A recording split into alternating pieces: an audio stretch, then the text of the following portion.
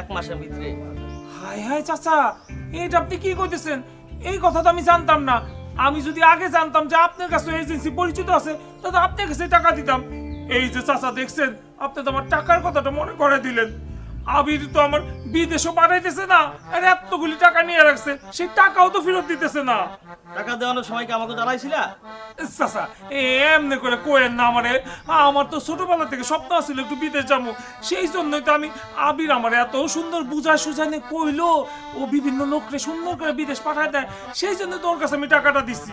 সেইটা বুঝছি চাচা, এখন আমার ওই টাকাটা উদ্ধারের একটু ব্যবস্থা করে দেন না, আপনারা মুরব্বীরা আছেন। শোনো মাহমুদ মিয়া, আরেকবার বলে দেখো, টাকা না দিলে আমরা 10 জনে মিলে বিচার সালিশ ডাইকা তোমার টাকা উঠাই দিব না।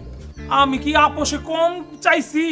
এই পর্যন্ত কমবার চাইছি। এই যে ও সাক্ষী আছে, ওর সামনেও তার কাছে অনেকবার টাকাটা চাইছি যে যদি বিদেশ পাঠাইতে নাই পারেন তো টাকাটা ফেরত দিয়ে দেন।